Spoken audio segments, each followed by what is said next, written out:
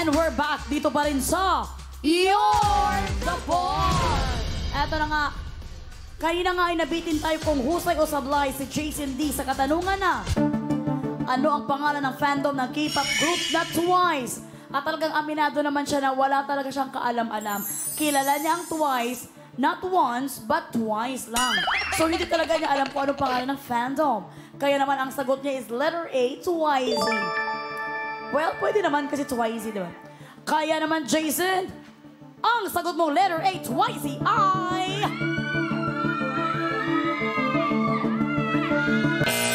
Sublime.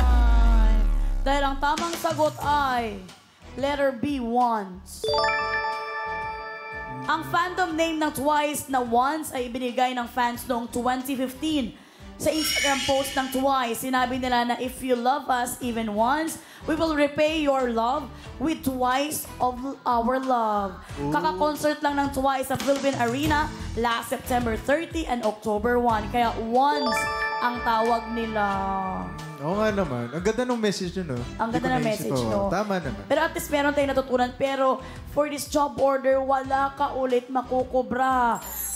Pero wala naman ako sasabihin na sayong-sayo dahil from job order number 1, wala ka rin nakubra. But don't worry kasi may masaya naman na mga boss. Ang masaya din ang aking partner na si Jenica. Boss Katropais, congratulations po. Ang aga po ng kubrahan nyo ngayon. 5 po sa inyo na nakipindot for job order number 2 ang maghahati-hati sa 1,000 piso. Meron po kayong 200 pesos each at mamaya i-anunsyo po natin kung sino-sino po kayo. Kaya naman, OJTs, BB Girls, kukubra na si Boss. JD's BB Girls. Kukubra si Boss! Kukubra si Boss! Kukubra si Boss! Thank you, Freshie! Ganda, bebe! Nakakubra si Boss! Nakakubra si Boss! Nakakubra si Boss! Ayan na nga, Jason D. Humanda ng mag-work ulit para sa pasahod worth 2,000 pesos. Ayan naman, narito na ang job order. Number 3.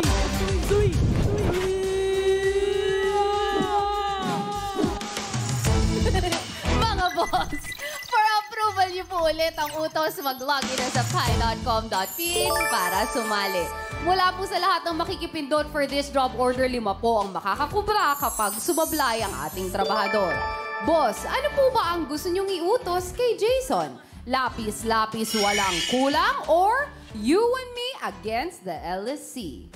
Mga boss, i-challenge po natin mabuti ang ating trabahador. Meron po kayong 30 seconds para pumili dahil katropay. You're the boss! Jason, may kinalaman ba sa lapis or may kinalaman sa LEC? Anong utos ang kaya mong gawin? Siguro yung, ano ba, lapis. Para magta-throwing ba yata tayo or magsusulat? Well, wala tayong kalam-alam Lapis. dyan, pero magaling ka naman pag lapis ang pinag-uusapan. Oo naman yata. Kaya naman yata natin kung lapis. Pero parang, nako, mapahirapan na naman yata ako ng mga boss eh. Oh, yes. Alam mo naman ang mga boss natin. Nasa petsa di peligro na tayo, kaya talagang gagawin nila ang best nila. Jen, anong approve, John? Marami kasing bibigyan ng aginaldo ang mga boss ko. Kaya naman, time is up mga katropais. You're the boss. Ang utos na approve sa mga boss natin with 82% ay you and me against the LSC. Kering-keri pa rin po kaya ang utos na ito. Panoorin po natin. Katropais! You're the boss! Sira ang electric fan? Problem solved! Sagot na yan ang mahuhusay nating technician na expert sa pag-aayos sa mga sirang kagamitan. Kaya para sa utos si Boss, kailangang makapag-shoot ng isang bola sa bawat cup na nakadikit sa umiikot na electric fan.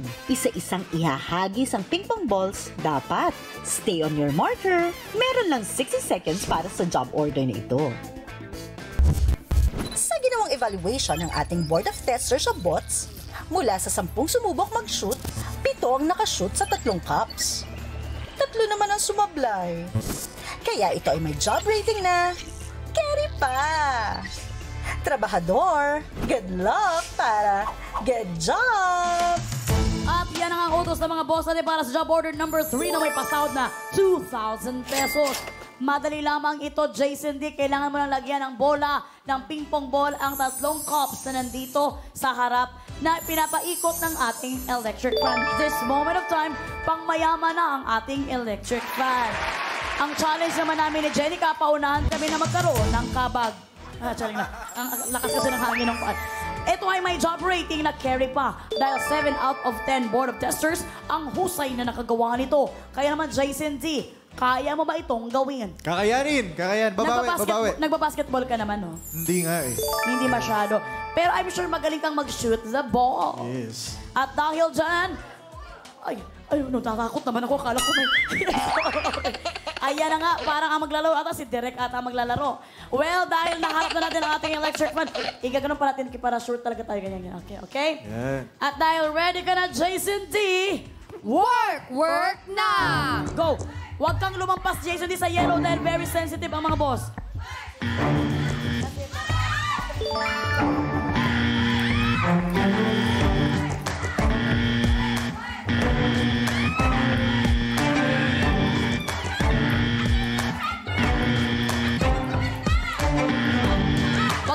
Wag kang sumubra. Ayan. Yan. 35 seconds. 30. Kamontik na yon.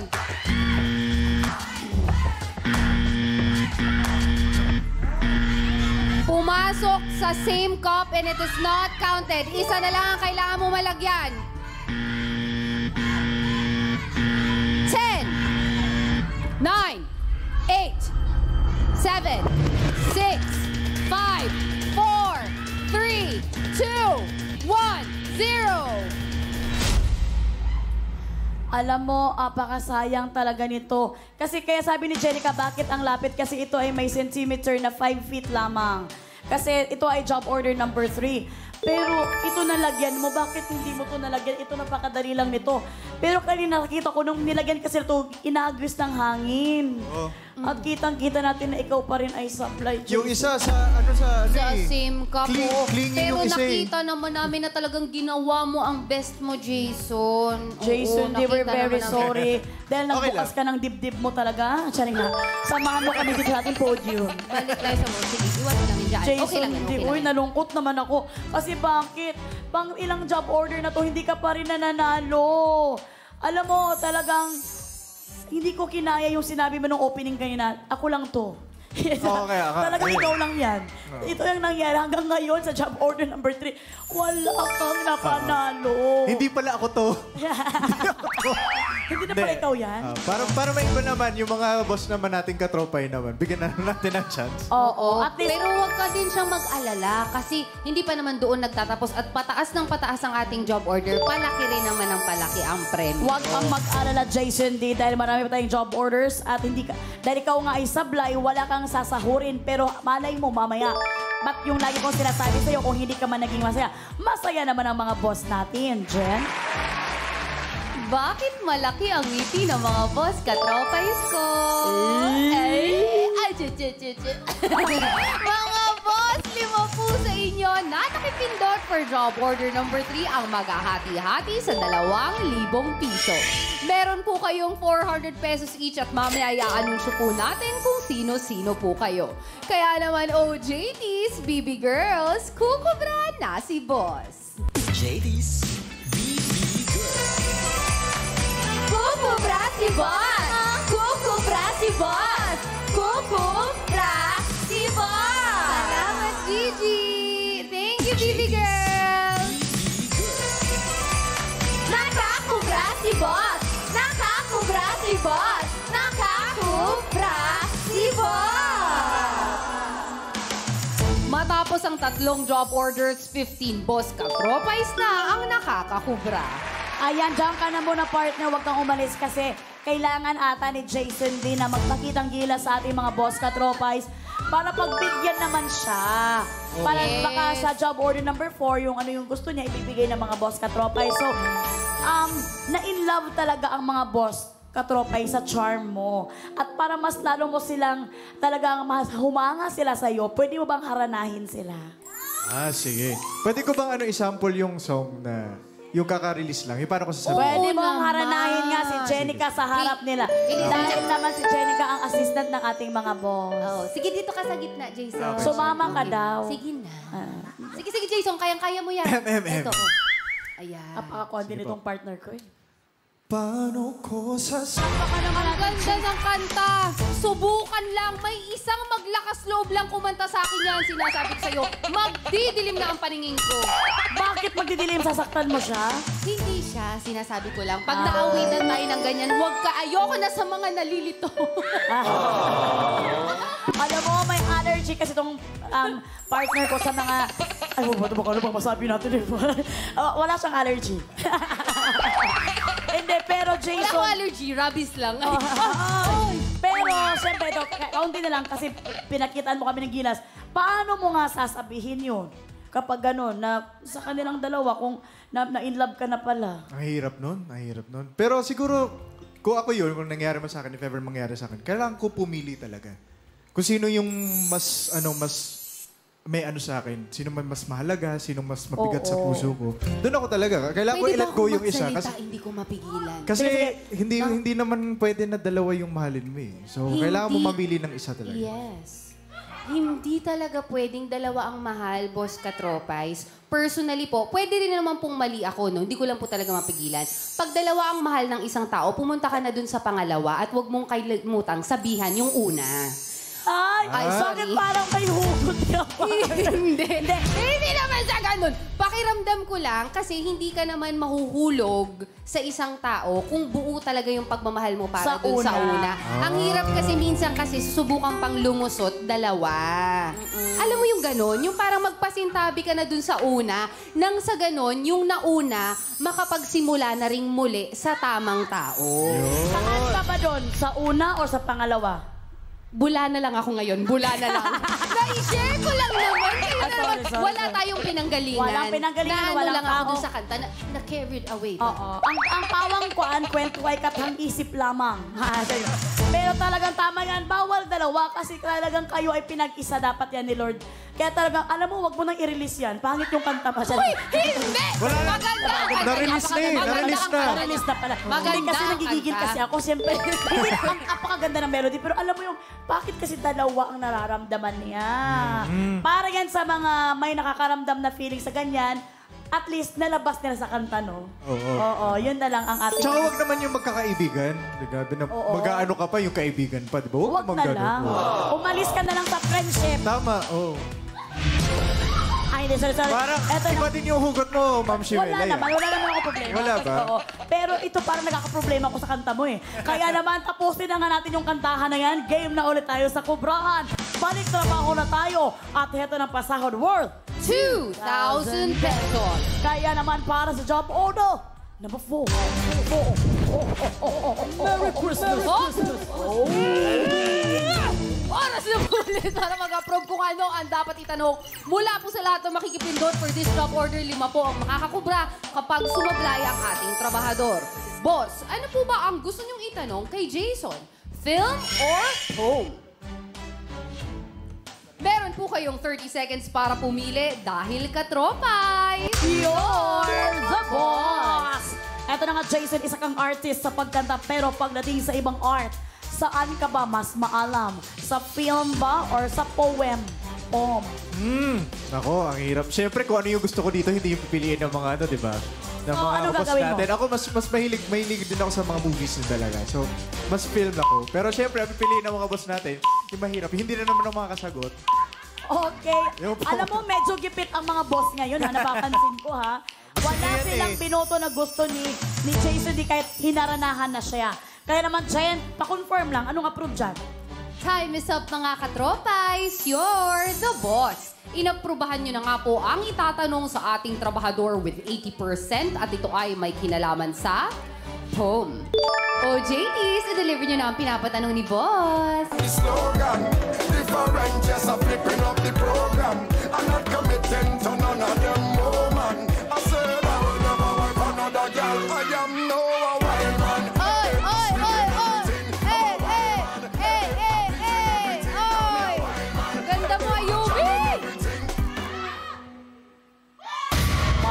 salamat, baby girl Ayumi. Napakaganda. Sobrang supportive naman ang mama niya nandito sa atin, sa studio. Para sa job order number 4 na may pasawat at 2,000 pesos, Jason D. Ready ka na ba sa katanungan ng mga boss? Ready. Sana naman. Kahit isa lang, guys. Oo. At dahil dyan, narito ng tanong. Sinong poet ang sumulat ng classic na tulang The Road Not Taken?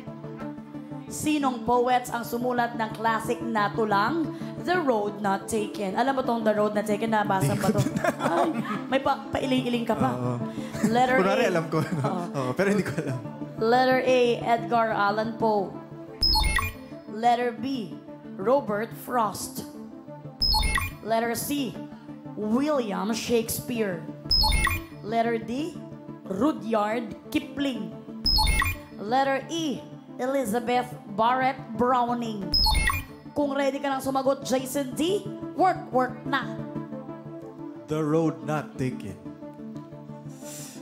Ang daang hindi pa.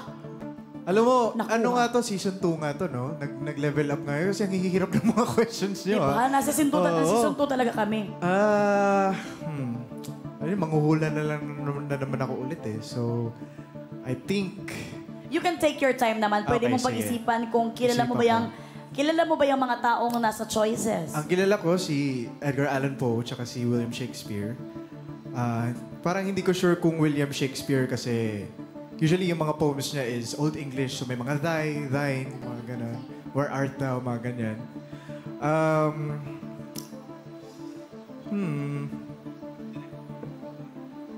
Feeling ko, ang sinasabi ng ng instinct ko is Edgar Allan Poe. A. Edgar Allan Poe. Edgar Allan Poe ang narinig natin and that's letter A. Mahilig ka sa letter A, no? Oo nga, no? A din yung kanina. Pag-isipan mong mabuti dito, nakakahalagang 2,000 pesos. Bago ka magsabi ng final na sagot, Okay. pag-isipan mo muna dahil baka first time na trabahador na makasweep ng walang... makasweep ng sablay. Oy, pero at least first time din yun. Historic Oo, ano first yun. time. Bale mo. Nasa history ka There's din. always a first, di ba? For Oo. everything.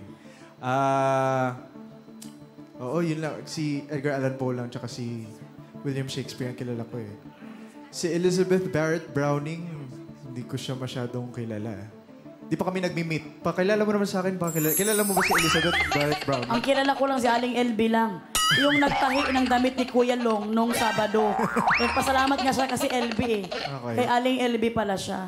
Pero walang kalala si Elizabeth. Hindi ko kilala yun. Si ano naman, si Rudyard Kipling. Di ko naman... Si Kuya Rudyard, kilala mo ba? Sino ba yun? Ang kilala ko lang Rudy, yung nagdadrive sa amin doon sa truck namin sa Jensen. Si Kuya Rudy. Baka siya yung nagsulat ng The Road Not Taken kasi nga nagdadrive ng truck, di ba? Wala May akong mga roads kaalam-alam ang hindi dyan, tinig. Jason D. Huwag mo akong lansihin sa paningin mo dyan. Okay, sige A. Edgar Allan Poe. Letter A talaga. Pwede mo nang sabihin kung final na ba ito or hindi. Final na ba? Letter A, Edgar Allan Poe. Final. Final na. Alila na nga nakasanangan ni Jason D. Ang letter A, Edgar Allan Poe. Saan kayo nagkakilala ni Edgar Allan Poe? Inad niya yata ako sa Facebook. As in? Tapos naghingi ng hingi ng pangpasko daw. Pamasko. Ay, totoo ba? Oo. Totoo ba? Tapos akala ko scammer eh. So, blinak ko. Dinecline ko yung Oh, request. scammer pala niya. Well, tingnan natin kung sa 2,000 pesos na ito, ikaw ay husay o sablay. Nakaabang na rin ang mga boss at alam na rin nila ngayon kung anong tamang sagot. Kaya naman, ang sagot mong letter A, Edgar Allan Poe, ay...